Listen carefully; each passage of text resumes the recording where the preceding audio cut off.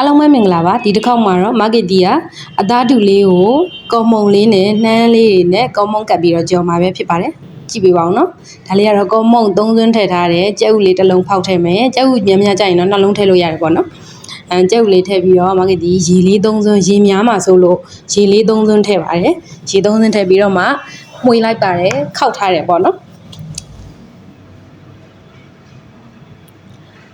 အခဲတွေဖြစ်မှာဆိုလို့တေချာလေးမှွေပေးရပါတယ်အရည်လေးပျော်တဲ့အထိပြစ်ကလေးဖြစ်တယ်ပြီးတဲ့ချိန်ကျရင်စားလေးနည်းနည်းရဲ့အချုံမုံလေးနည်းနည်းထည့်မယ်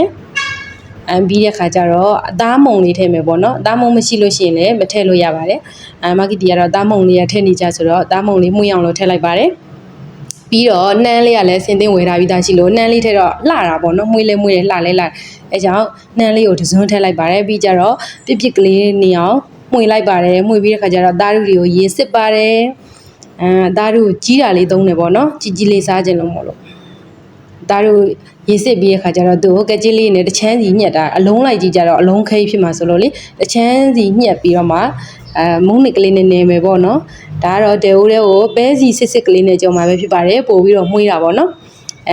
နဲ့မုန်းနစ်ကလေးနဲ့သားဓုလေးနဲ့ထဲ့နှဲ့တယ်ပေါ့နော်ပြောနေနေစားခြင်းလာလို့တတွင်းမြူချတာတလုတ်မုံနဲ့နေပြီးတဲ့ခါကျတော့စီပူနေတဲ့ဒဲဦးလေးကိုထည့်ပါပြီပြောနေနေတော့ရမ်းပြန်စားခြင်းလာပြီ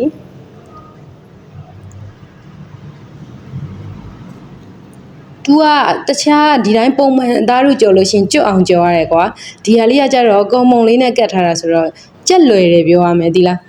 လိုက်လောက်စားကြည့်ကြနော်ဒီလိုပုံစံလေးဒါလေးကတော့ market တီလောက်စားတဲ့ပုံစံလေးပေါ့အရန်ကိုမြည်ကြည့်ပြီးတော့ကိုယ့်ဘာသာကိုသဘောကျအရန်ကိုစားလို့ကောင်းတော့တခါမှမလုပ်ဘူးဒါပထမဦးဆုံးဒါပေမဲ့တော့အရန်ကိုစားလို့ကောင်းပါတယ်ဒါလေးကိုမကြီးချင်လေးနဲ့တို့စားမှာပဲဖြစ်ပါတယ်အားလုံးကြည့်ပြီးတဲ့အတွက်အားလုံးကျေးဇူးတင်ပါတယ်ရှင်